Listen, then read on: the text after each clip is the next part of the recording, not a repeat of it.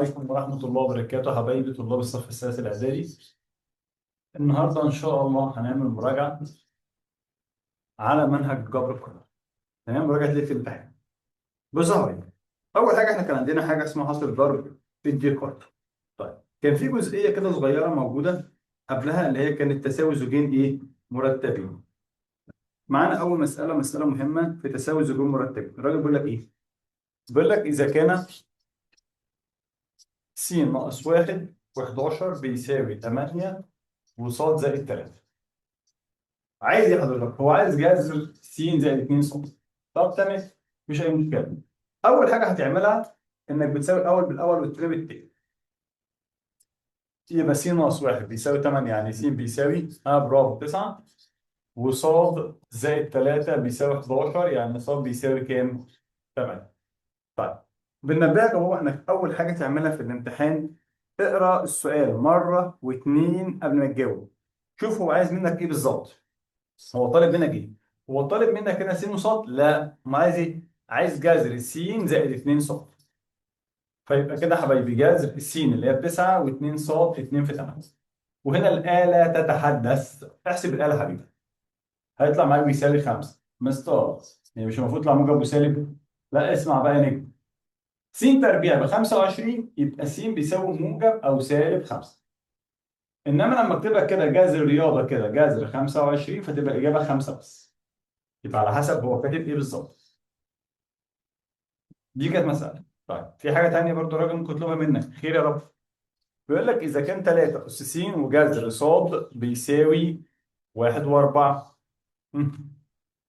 تعمل إيه؟ يبقى الأول اللي هو 3 أس س بيساوي الأول 1، يعني 3 أس س بيساوي 3 أس صفر، يعني س بصفر. طب وجذر ص بيساوي 4، يبقى ص بيساوي جذر الأربعة كام؟ 2. لا اصحى. بيقول لك إيه العدد اللي جذره 4 مش جذر الأربعة؟ يبقى ص هنا ب 16. طب جميل. يبقى حضرتك كده عايز ايه بقى؟ ده اللي سألك عليه من شويه، ركز في السؤال. ممكن يضحك عليك يقول لك عايز ص وس، فتبقى الاجابه بتاعت حضرتك كام وكام بقى؟ ص 16 وس بصفر. يبقى خد بالنا كده يا شباب، الله يرضى عنكم في الاسئله اللي هو بيطلبها، عشان في ناس بتحل وهي مش واخده بالها وبتبقى فرحان ان هي السؤال سهل، ما بتقدرش تكمل قراءه السؤال صح فبيغلط في الاخر. طيب بالنسبه بقى لضرب الديكار طبعا كلام كلنا عارفينه، بس ناكد على كام نقطه فيه بس. إذا كان س بيساوي المجموعة 2 وص بيساوي المجموعة 4 و5، أنا عايز س 2 وعايز ص في س. طبعا عارف إن هم سهلين، بس أنا بتكلم إن إحنا بنأكد النهارده امتحان يا حبيبي، إحنا شغالين بقى لنا كام شهر، نجي بقى النهارده نأكد على الكلام بتاع الامتحان. س تربيع دي عبارة عن آسف س 2 عبارة عن س في س، يبقى 2 و2. طيب ص في س بدأ بالصاد، يبقى هنا 4 و2 5 وكام يا حبايبي؟ و2. في حاجة اسمها نون للسين. ايه نون سين؟ عدد عناصر السين. على المسألة اللي معانا دي عناصر السين كم عنصر؟ واحد. في حاجة اسمها نون لصاد، يعني عدد عناصر الصاد كم عنصر؟ اتنين. يبقى نون سين في صاد اللي هو عدد الأزواج المرتبة لضرب السين في الصاد. يبقى هنا واحد وهنا اتنين، يبقى واحد في اتنين بكام؟ باتنين. طيب في ايه تاني؟ في تاني يا حبيبي في حاجة اسمها نون سين اتنين.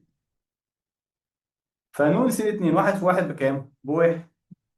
نون صاد 2، يبقى الصاد كام ب 2؟ 2 في 2 ب 4.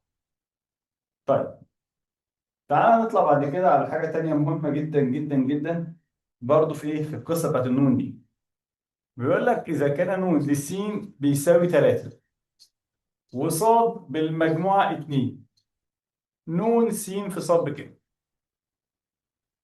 بص بقى، قلنا ألف مليون مرة ركز يا بابا وأنت بتحل، ركز الله يرضى عنك. فأنت عندك هنا نون يعني عدد، هنا مش عدد، هنا المجموعة نفسها.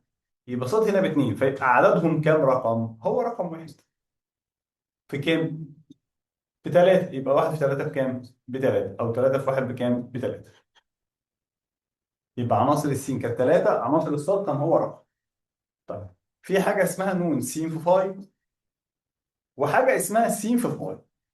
تصدق يا مستر انا بتلخبط فيهم دايما. طب بص، نون يعني عدد. نون يعني ايه يا شباب؟ عدد عدد عدد. هو عدد السين في الفاي بكام؟ بصفر. وفي اسمه فاي. فاي هنا مجموعة، فاي هنا مجموعة، يبقى عدد عناصر المجموعة فيدي كام؟ عدد. فيدي فاي. س في فاي مجموعة س في مجموعة فاي فيدي فاي. السؤال ده يا شباب مهم جدا وبيتكرر معانا كتير قوي، اللي هو سؤال ايه بقى يا مستر؟ اللي هو حبايبي التقاطع والاتحاد والفرق الحاجات دي. تمام؟ بيقول لحضرتك ان اذا كانت المجموعة س بثلاثة وأربعة، صاد أربعة وخمسة، عين بخمسة وستة. مثل المجموعات السابقة بشكل فين؟ طيب، ادي يعني شكل فين؟ أي شكل بيضاوي، دايرة، مثلث، اللي يعجبك. ادي السين وادي الصاد وادي العين. ايه المشترك ما بين السين والصاد؟ أربعة. طيب، ايه المشترك ما بين الصاد والعين؟ خمسة. ايه المشترك ما بين السين والصاد؟ عندك هنا كده ثلاثة وهنا كده ستة. يلا يا شباب، ها نكمل بقى كده مع بعض. الراجل قلنا هنا التقاطع بين س وص زي ما انت شفت كده، والتقاطع بين ص وعين. طب وكملنا بتاعه، هو عايز ايه بقى؟ س في ص تقاطعي، وس في وس تقاطع ص في عين. تفرق؟ اه طبعا تفرق جدا. فهنا س بكام؟ س بثلاثة وأربعة. في التقاطع ما بين ص وعين بكام؟ تقاطع ص وعين بخمسة. فتبقى الإجابة ثلاثة وخمسة وأربعة وخمسة. طيب س تقاطع ص، يبقى هنا س تقاطع ص بكام؟ السين والصاد والله مشتركين في العدد أربعة. يبقى هنا كده الإجابة المجموعة أربعة. في عين كلها اللي هي خمسة وستة. فتبقى الإجابة أربعة وخمسة وأربعة وستة. طبعا سين فرق صاد اللي موجود في سين مش موجود في صاد. طيب. جينا بعد كده يا حبايبي عندنا الشبكة التربيعية متقسمة زي ما أنت عارف طبعا. هنا الربع الأول، الثاني، الثالث، الرابع. والإشارات طبعا أكيد فاكرها. هنا موجب وموجب، سالب وموجب، سالب وسالب، موجب وسالب. طب بتيجي أسئلتها إزاي؟ ادي سؤال خايب يجي معانا حبايبي. يقول لك ايه؟ النقطة باء تقع باء أقل من 3، يبقى النقطة 5 وباء ناقص 3 تقع في ربع كام؟ في الحالات اللي زي دي أنت بتجرب أو بتفترض في دماغك كده رقم ب أقل من الثلاث، يعني كام؟ ب 2 مثلا. ف 2 ناقص 3 بيدينا سالب 1. يبقى الجزء الأول موجب والجزء الثاني سالب. موجب وسالب يبقى ده الربع كام يا شباب؟ الربع الرابع. سؤال تاني بيقول لحضرتك هنا إذا كانت س تنتمي لحيث سالب. يعني ايه ح سالب يا عم الحاج؟ يعني عدد سالب، فإن سالب س والجذر التكعيبي س يقع في رباعية كام؟ والله انت برضه هتروح تجرب رقم سالب. فسالب في سالب فيبقى النتيجة النهائية ان ده موجب. طب والجذر التكعيبي للسالب يفضل سالب، يبقى موجب وسالب يقع في الربع كام؟ برضه الربع الرابع. طيب، الزوج المرتب أ وب يقع في الربع الرابع. فإن أ ب نقط صفر. شايف حكاية الرابع معانا؟ هنا يقع في الربع الرابع، يبقى ده موجب وده سالب. أ ب يعني أ في ب، فموجب في سالب يدي إيه؟ سالب. يعني أكبر من الصفر ولا أصغر من الصفر؟ أصغر من الصفر. طيب، السؤال ده بيجي في البحيرة كتير جدا جدا جدا جدا. يقول لك إذا كانت النقطة س ناقص 4 و2 ناقص س تقع في الربع الثالث. مين في الاختيارات صح؟ السين تبقى ب2 ولا ب3 ولا ب4 ولا ب6؟ والله احنا هنجرب. 2 ناقص 4 سالب، تمام. بس 2 ناقص 2 صفر، لا ما ينفعش. 4 ناقص 4 صفر، ما ينفعش. 6 ناقص 4 موجب 2، برضه ما ينفعش. احنا عايزين في الربع الثالث يبقى سالب وسالب. تعال نجرب بقى كده 3. 3 ناقص 4 سالب 1، و2 ناقص 3 برضه بسالب 1. فتبقى كام وكام؟ سالب سالب.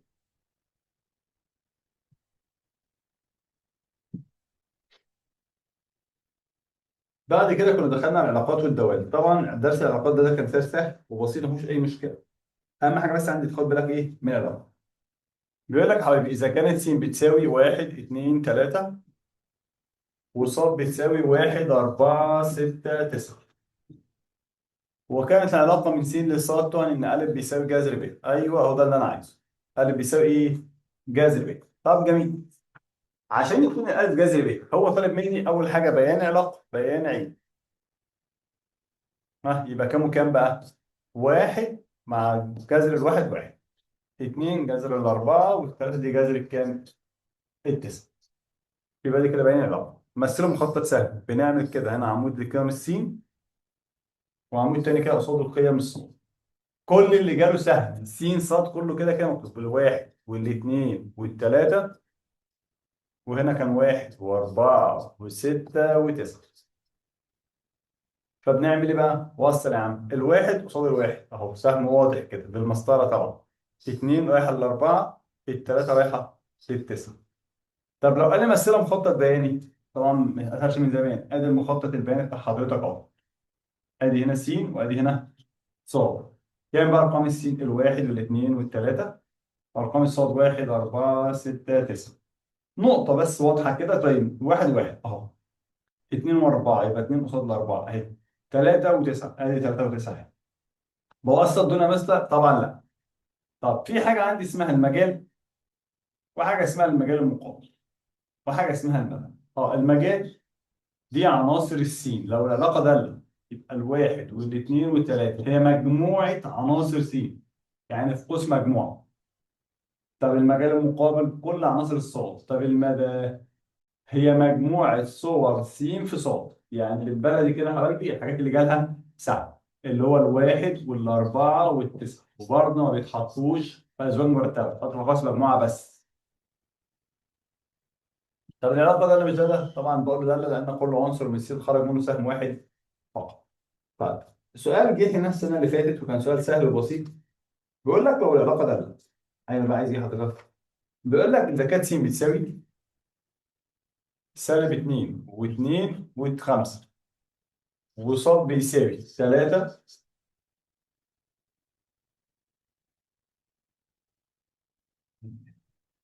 و7 ولام، والعلاقه ده من س لص يعني ان ب بيساوي ا تربيع ناقص 1 اول قيمه لام. ماشي. هنعوض عن ا بكام؟ بسالب 2، فيبقى سالب 2 بكل تربيع ناقص 1 بيساوي 3. في 3 هنا؟ تمام. عوض على الرقم اللي بعده، 2 تربيع ناقص 1 برضه بيساوي 3 برضه موجود. ها 5 بقى تربيع ناقص 1 يديك كام؟ 24. في 24؟ لا، بس في رمز والراجل بيقول لك ان هي داله فلازم يبقى في 24. يبقى هنا يا حبايبي اذا اللام بتساوي كام؟ 24. مش ده اللي جه السنه اللي فاتت، ده جه في محافظ مش في البحيره. اللي جاب بقى في البحيره السنه اللي قبل اللي فاتت، بيقول لك اذا كانت س بتساوي 1 و3 و5، وهنا دي اسمها دالة على س. يعني ايه يا استاذ دالة على س؟ يعني دالة من س لس. طب تمام، عايز ايه بقى حضرتك يعني؟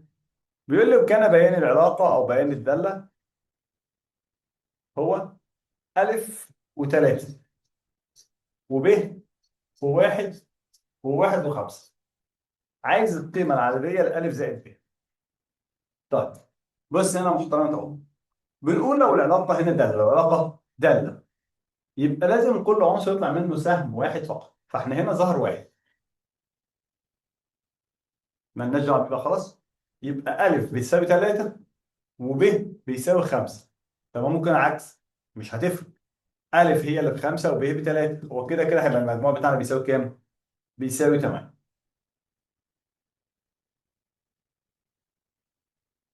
آخر حاجة عندنا بقى هنا كده، كان في سؤال مهم بيقول لحضرتك إيه بقى؟ إن س بيساوي إيه؟ سالب 2 سالب 1 صفر 1 2، والعلاقة إن أ معكوس جمعي للعدد ب. طب تمام. عشان يكون أ معكوس جمع الب فبعمل إيه هنا؟ ناخد كل رقم معكوسه. يبقى سالب 2 معكوسها الجمع 2 بالترتيب بقى، سالب 1 و1 صفر وصفر، 1 وسالب 1 و2 وسالب 2. طيب بعد كده كان عندي التعبير الرمزي للداله. التعبير الرمزي ايه للداله؟ ده كان درس سهل خالص. في عندنا مسألتين مهمين هما. بيقول لحضرتك ايه؟ اذا كان داله س بتساوي كام بقى؟ 2 س تربيع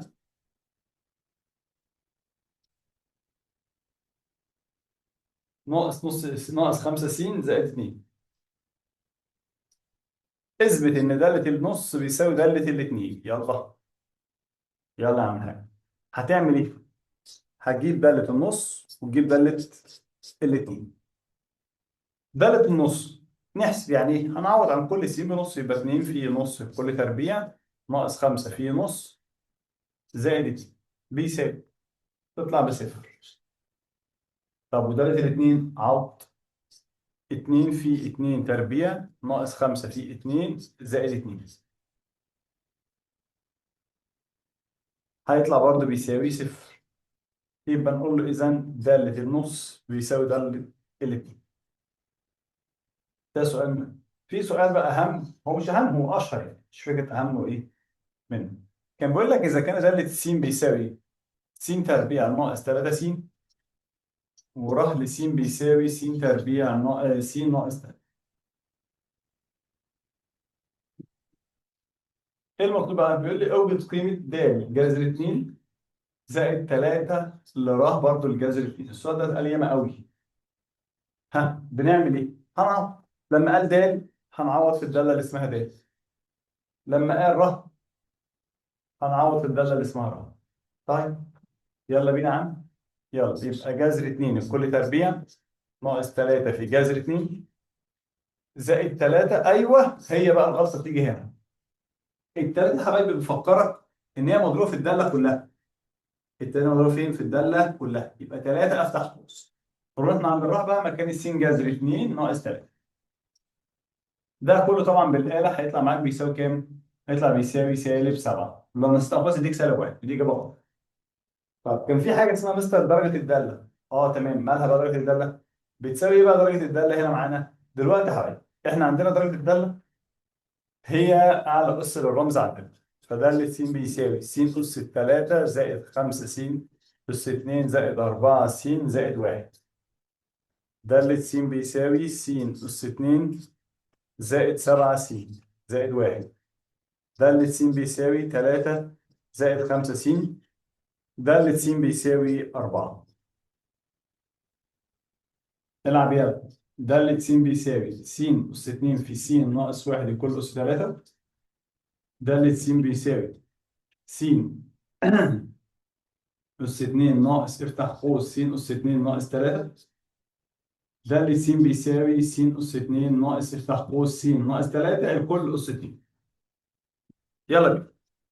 أول حاجة كده دي كلها جمع وطرح. خلاص يعني بتاخد أعلى حاجة فيهم، يبقى الدرجة كام؟ الثالثة. برضه جمع وطرح أعلى حاجة الدرجة الثانية. طبعا مش اللي في الاول، ها. اعلى حاجه هنا الدرجه الاولى. هنا مفيش رمز، حد مطلق. فالحد المطلق من الدرجه الصفريه. تمام لحد كده 100 100.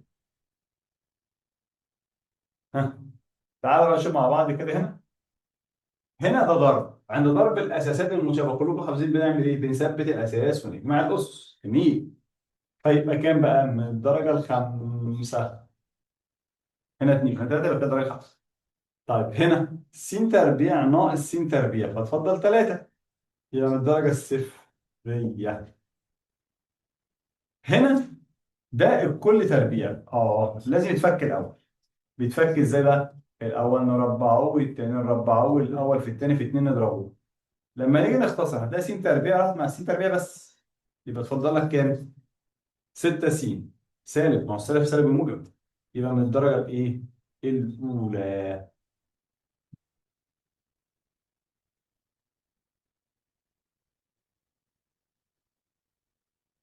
بعد كده يا حبايبي كان في عندي سؤال مهم وآخر سؤال في الجزئية دي اللي هو إيه بقى؟ بيقول لك إذا كان بيان الدالة، هو خلاص حكم إن هي دالة بواحد 3 واحد 2 و5 3 و7 4 و9 و5 و11. ها هتعمل ايه بقى دلوقتي؟ والله دلوقتي حضرتك هو الراجل طالب منك ايه؟ طالب منك مجال، وطالب منك مدى او مجال مقابل على حسب ما كتب، وبعد كده طالب مني قاعده الداله. طيب يلا بينا. يلا.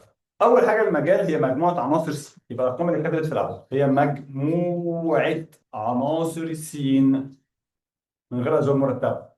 طب المجال المقابل هي مجموعه عناصر الصاد. يبقى اللي جالها سهم 3 و5 و7 و9 و11. جميل جدا برضه. قاعده الداله بقى يعني النمط اللي بنجيب بيه الداله حوالي. يبقى هنا النمط اللي الداله ماشيه عليه 2 س زائد 1. بضرب الس في 2 واجمع الواحد. طب لو انا مش عارفها، طب حضرتك لما انت مش عارفها بتروح تحلها بالمعادله بتاعت الخط المستقيم.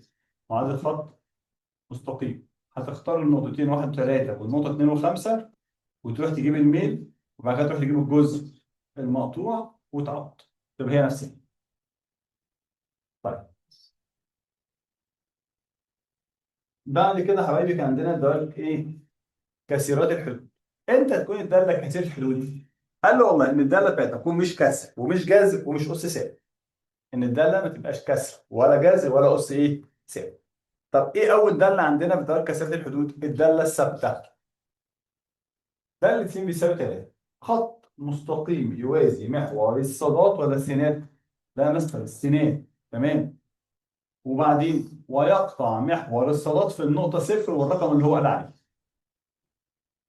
يبقى خط دي خط مستقيم يوازي محور السينات ويقطع محور الصادات في النقطه صفر والرقم اللي هو قال عليه. طيب يجي لك سؤال في الامتحان. ده س بيساوي 3 يمثل خط مستقيم يمر بالنقطه كام وكام. بيديك اختيارات. ايا كان الاختيار لازم يكون في رقم الصاد بثلاثه.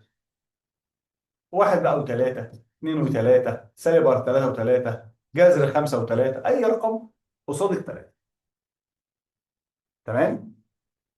يعني من الاخر كده ح وثلاثه. اي رقم حقيقي مع الثلاثه.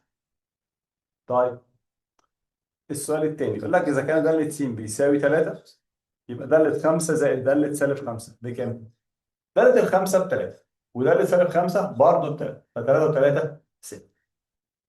انما بقى لو الراجل جه قال لحضرتك هنا دالة س زائد 3 بيساوي س ناقص 3. اه السؤال ده جه قبل كده وشرحناه. الراجل بيقول لي عايز دالة السبعة بكام؟ بص يا حبيبي، هو مين اللي كان بين القوسين؟ س زائد 3. هو مين اللي بين القوسين؟ هو بيقول لك اوجد دالة 7. يبقى معنى كلام حضرتك ان س زائد 3 دي كلها على بعضها بيساوي 7. يبقى س بتساوي كام؟ 4. فاحنا لو عوضنا عن س ب4 هتبقى الإجابة النهائية 1. معايا يا أسيل؟ طيب في حل تاني. اتفضل. هو دلوقتي س زائد 3 دي احنا عايزين نخلوها س. مش هي اسمها دالة س زائد 3؟ اه صح. انا لو عايز اخلي دي س، عايز اخليها دالة س بس، يبقى انت حضرتك محتاج تطرح 3 من هنا ومن هنا. فتبقى س بس بتساوي س ناقص 3 ناقص منها 3 يبقى س ناقص كام؟ 6. يبقى انت لو عايزها دالة س هتبقى س ناقص 6.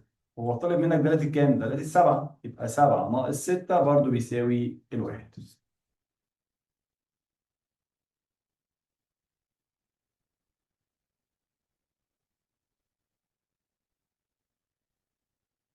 بعد كده يا حبايبي كان عندنا الداله الخطيه. الداله الايه؟ الخطيه. مالها بقى الداله الخطيه؟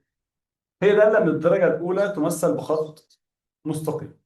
داله من الدرجه الاولى يعني ما ينفعش الرقم اللي قدام السين يكون بصفر.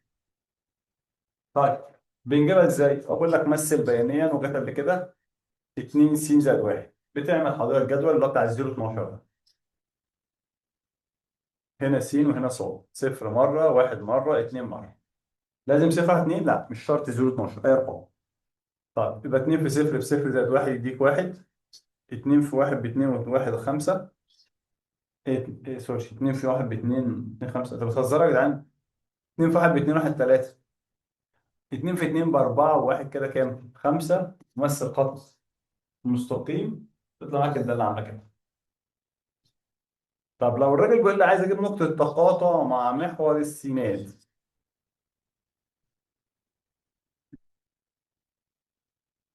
التقاطع مع محور الصادات. والله لو قال لك تقاطع مع محور السينات، فيبقى انت معاك كده 2 س زائد 1 هنساويها بصفر. طب قال لك مع محور الصادات، والله احنا هنحط الصاد السين نفسها اللي بصفر. طب هنا حل، يبقى س بسالب 1 على 2، يبقى النقطة سالب نص وصفر. انما هنا هتبقى النقطة صفر وواحد.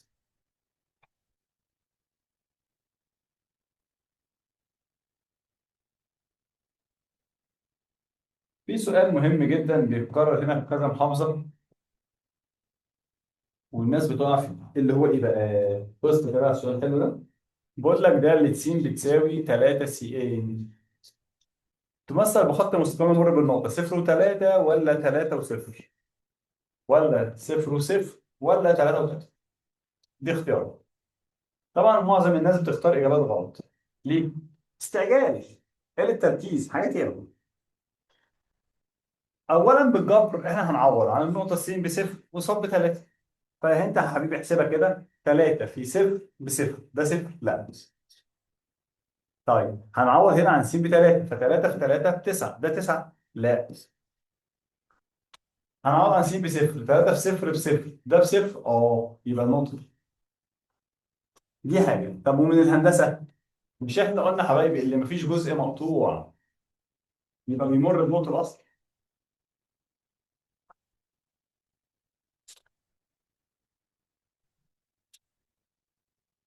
بعد كده دخلنا على حاجة اسمها الدالة التربيعية. الدالة الإيه؟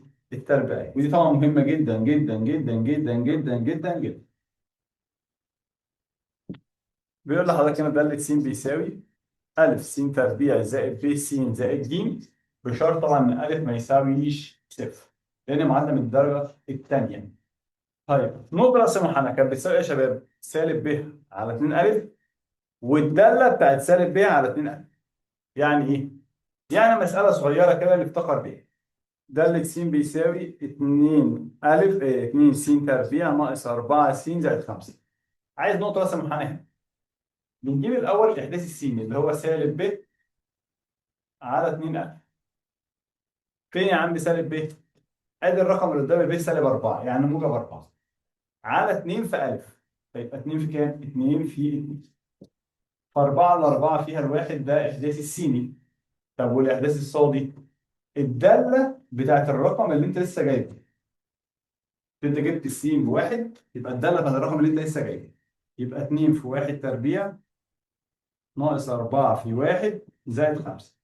فهيطلع معاك كام بقى الرقم؟ هيطلع معاك بيساوي 3. فتبقى النقطه كام وكام؟ 1 و3.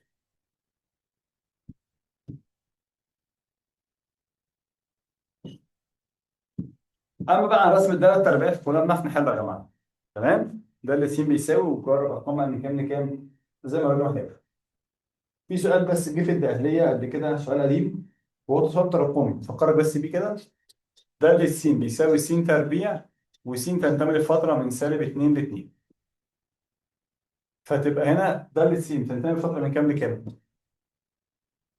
من صفر ل 4. يبقى لما تاخد الارقام دي بتربحها كلها. اصغر رقم صفر واكبر رقم 4، يبقى من صفر لكام؟ ل 4، بس الاثنين فتره مغلقه.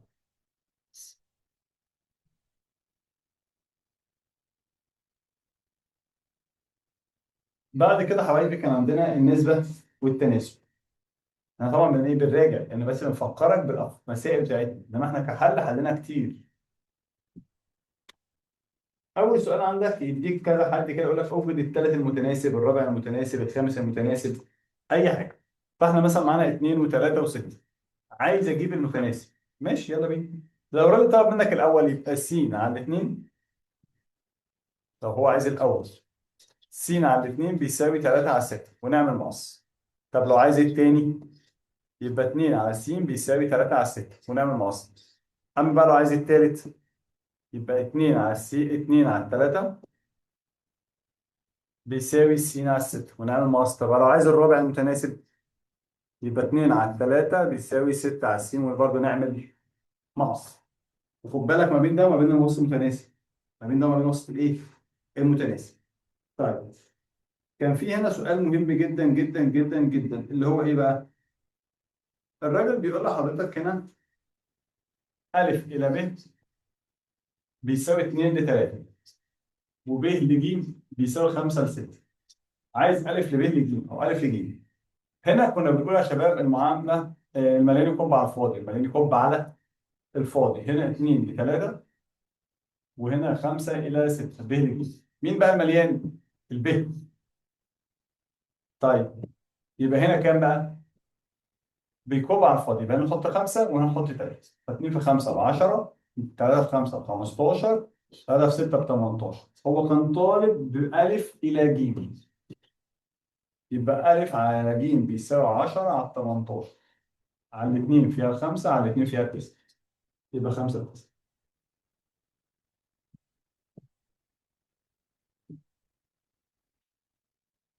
أوجد العدد الذي إذا أضيف إلى الأعداد فإنها تصبح متناسبة. حبيبة يا شباب، طبعا فاكرين موضوع حبيبي؟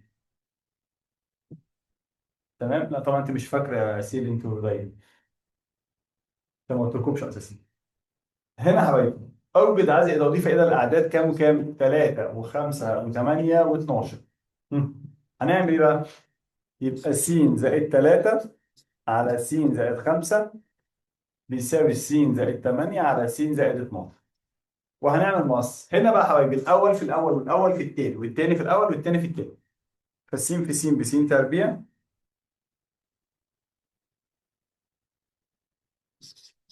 وس في 12 ب 12 س، و3 في س ب 3 س، وال3 في 12 ب 36. نكمل بقى مقص س في س، هنا في هنا بقى خلاص. س نص 2 والس في 8 ب 40 8 س، والخمسة في س ب 5 س، والخمسة في 8 ب 40. يلا س تربيع وس تربيع راحوا مع بعض.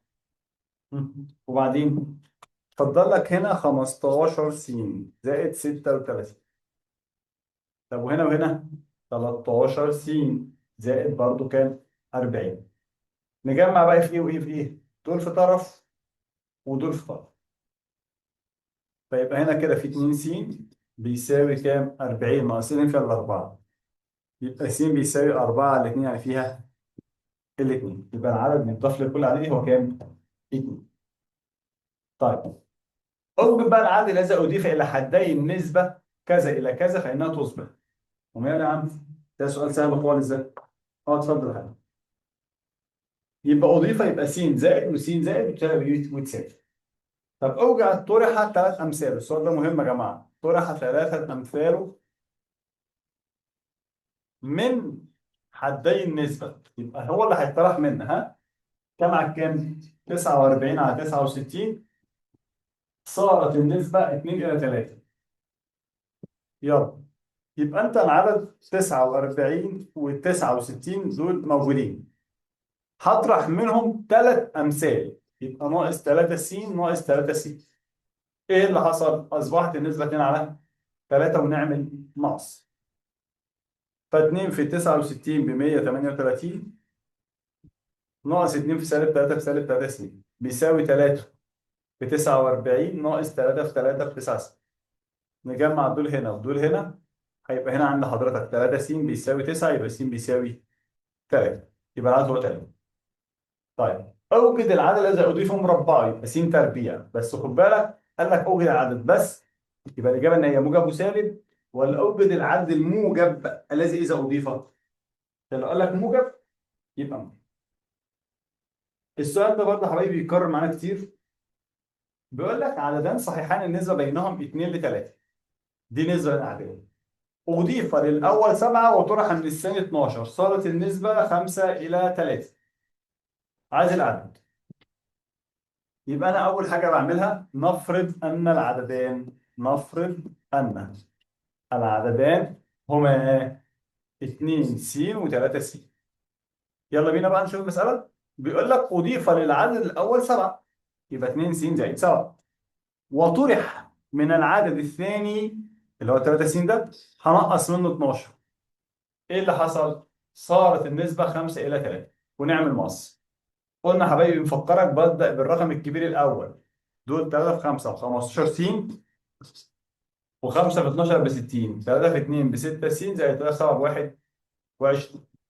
يبقى هنا عند حضرتك 9 س 81، يبقى س بيساوي 9. بس استنى، اوكي، هو مش عايز س، هو عايز ايه؟ عايز الاعداد. هو مش عايز س، هو عايز الايه؟ الاعداد. يبقى العددان هما كام بقى وكام؟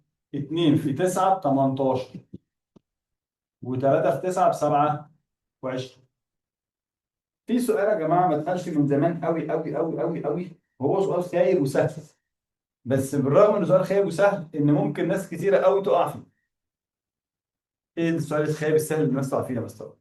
الراجل بيقول لك اذا كان الف زائد ب على ب بيساوي ج زائد د على د، اثبت ان الف وب وج ود كميات متناسبه.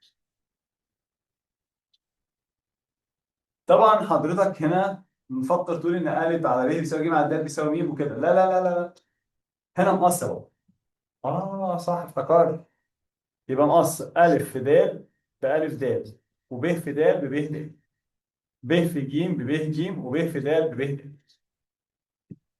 ده راح مع ده، اتفضل مع حضرتك ايه بقى؟ إن ألف د بيساوي ب في ج. المعاملة خد وهات وعمك 10، يبقى ألف على ب بيساوي ج على د. إذا ألف وب وج ود كميات متناسبة.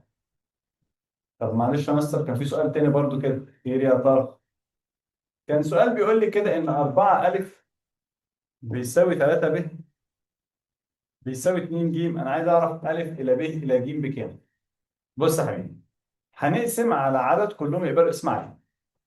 يبقى انا هقسم على عدد كلهم يبقى اسمه علي على 12، يبقى على 12 على 12 على 12، فيدينا الف على 3 ب على 4 ج على 6. يبقى الف الى ب الى ج هي كنسبة 3 الى 4 الى 6.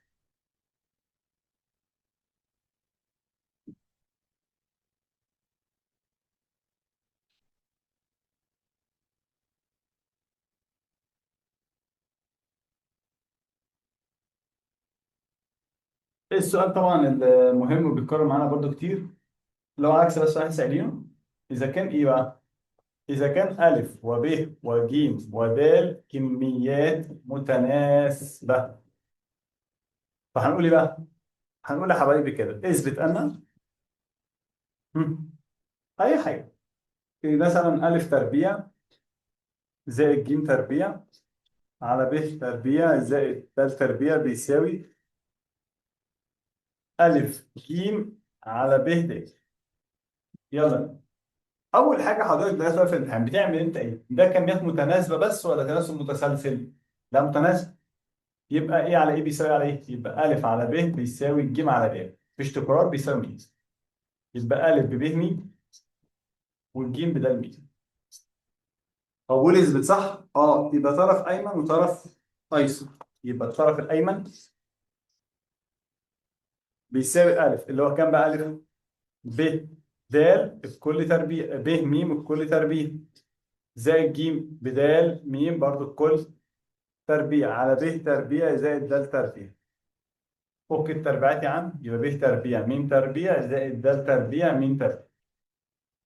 في فوق حاجه مشترك؟ طبعا، ايه مشترك فوق؟ م تربيع. ادي الميم تربيع عامل مشترك. يبقى اتفضل كام؟ ب تربيع زائد د تربيع على ب تربيع زائد د تربيع. ده راح مع ده، يبقى اتفضل ايه؟ م تربيع. طب الايسر، جميل الايسر ده. يلا بينا يا عم ايسر. الف بب م زائد ج ولا في ج؟ في ج، يبقى في د م على ب في د. هنا مفيش مشترك يا حبيبي، مفيش مشترك في حاله الضرب، مفيش مشترك يا شباب في حاله الضرب. يبقى اختصار على طول، يبقى انت عندك ب مع ب وده مع ده، فيتفضل لك مين في مين؟ يعني كام؟ يعني مين تربيع. يبقى طبعا كده اذا الطرفين متساويين.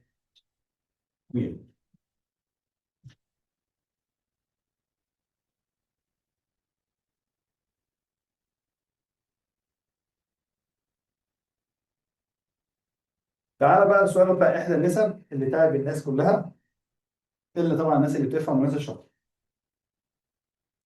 ادي مساله معانا يا جماعه، بيقول لحضرتك كان ايه؟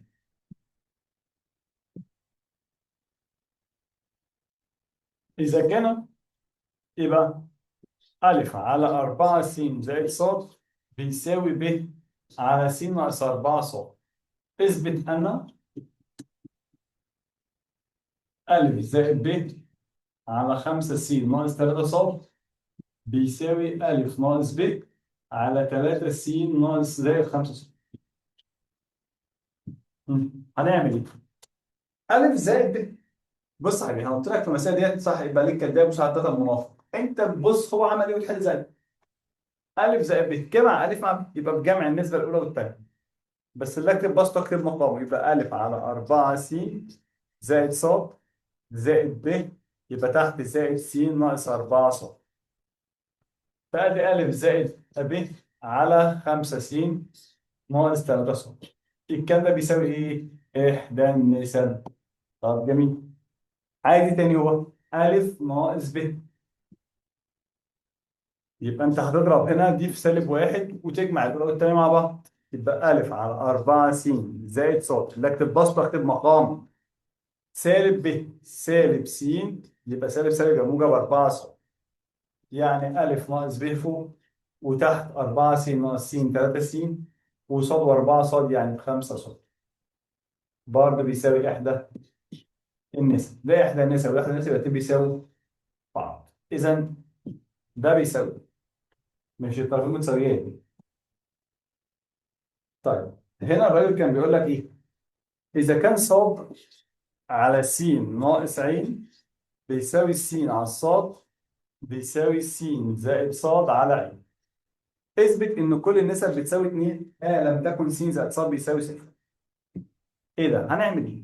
احنا قلنا بنجمع كل حاجه، يبقى ص على س ناقص ع زائد س زائد ص زائد س زائد ص على زائد ع.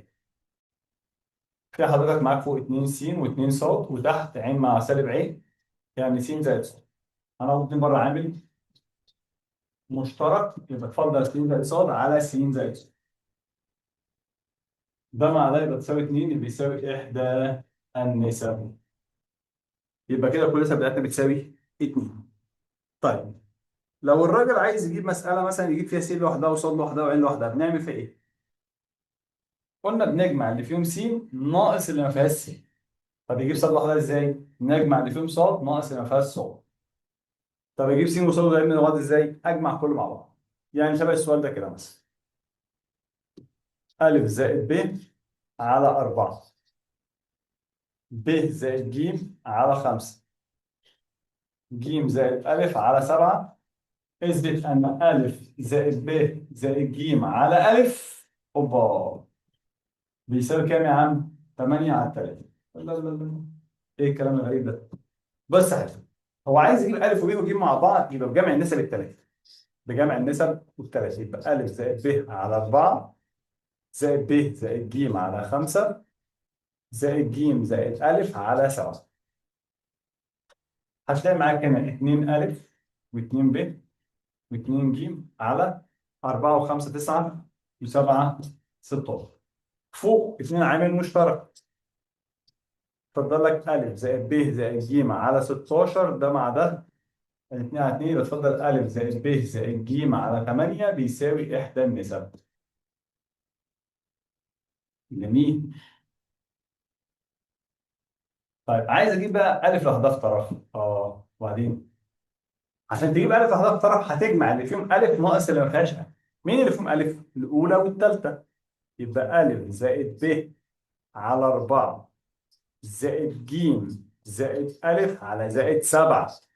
عشان كده بقول لك اكتب بسط ومقام.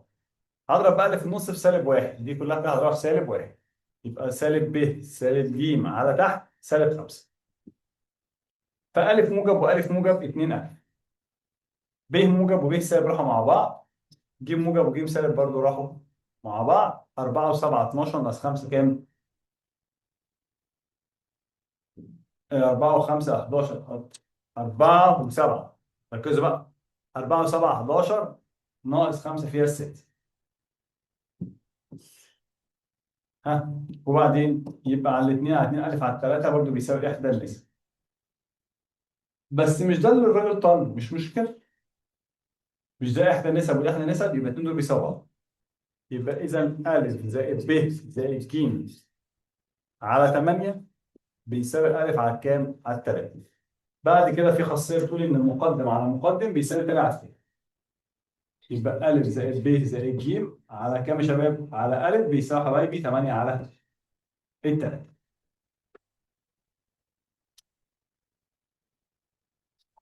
الوسط المتناسب والتناسب المتساوي.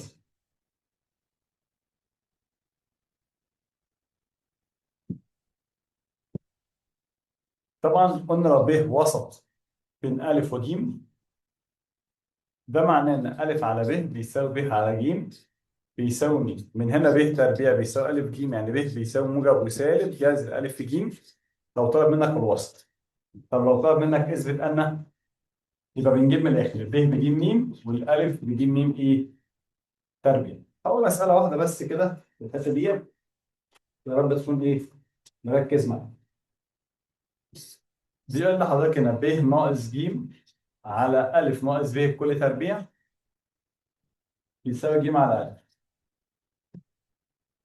طبعا فاكر الحصة ديت في ناس اتضربت، في مجموعة كاملة اتضربت، وفي مجموعة ريميدا اللي جاوبت فيها صح. صح يا ريميدا؟ يلا يا حبيبي الطرف الأيمن ها كام؟ ب ناقص ج، الب اللي هي ج م ناقص ج زي ما هي على ج م تربيع ناقص ج م. هاخد ايه؟ هاخد ج بره عامل مشترك، بس جوه فين؟ جوه الاقواس. اتفضل م ناقص واحد، وهنا ج م عامل مشترك، اتفضل برضه م ناقص واحد، الكلام ده كله تربيع. ده مع ده وده مع ده. اتفضل كام يا بلال؟ استاذ حمزه. اتفضل واحد على م كل تربيع، واحد على م تربيع. طيب الطرف الايسر، الطرف الايسر ج زي ما هي على ألف اللي هي ج م تربيع. ج مع ج بتفضل واحد على ايه؟ على م تربيع.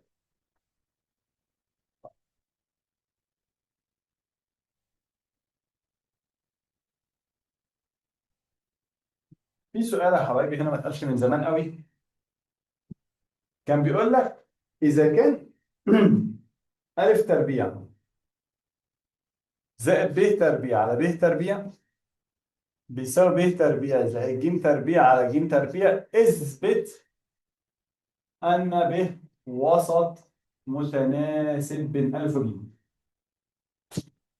يلا هنعمل إيه؟ هنعمل مقص. فب أس 2 في ب أس 2 ب أس 4 زائد ب أس 2 في ج أس 2 بب أس 2 ج أس 2 بيساوي أ أس 2 في ج أس 2 زي ما هي هيك زائد ب أس 2 ج أس 2. ده طبعا راح مع ده. بعد كده هناخد الجذر، يبقى ب أس 4 بيساوي أ تربيع ج تربيع، هيطلع بأ بيساوي أ في ج. ليه ما قلناش موجب وسالب؟ الراجل كان كاتب كده حيث أ ج كمية موجبة. طب لو نسى هعمل نفس ان هو قالها. يبقى إذا ب وسط متناسب بين مين ومين؟ بين أ وج.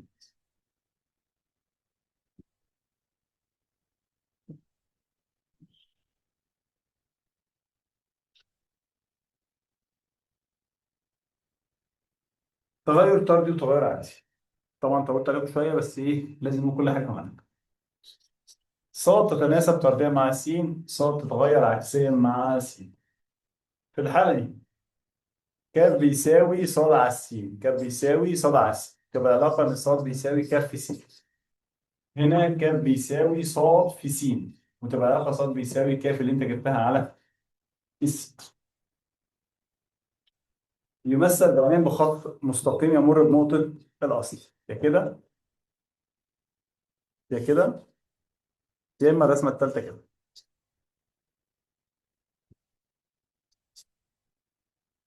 طبعا ما عنديش تمثيل بيان الداله للتغير العكسي في المثال بتاعتي. كان في مساله لفظيه هنا بس، بيقول ايه الراجل؟ بيقول لي اذا كان مقدار السرعه يخرج بها الماء من فؤاد خرطوم يتغير عكسان بتغير مربع نصف قطرها، يبقى عين بيساوي ايه؟ واحد على نق تربيع، اسف تناسب. يبقى بيتناسب مع مين؟ مع واحد على نقط تربيع. والإحصاء كانت المسائل بتاعتها سهلة بسيطة. في حد عنده أي سؤال يبعت على الواتس ويتكلم. حبايبي طبعا، عايز بس تقرا السؤال مرة واثنين وثلاثة كده بالراحة. ركز في الأسئلة قبل ما تجاوب أي حاجة. وربنا يوفقكم كده جميعا ويتمم لكم الخير. وزي ما كنا متفقين يا جماعة مع بعض في أول السنة كده، إن شاء الله حلمك إنك تجيب ترتيب على المحافظة. السلام عليكم ورحمة الله وبركاته.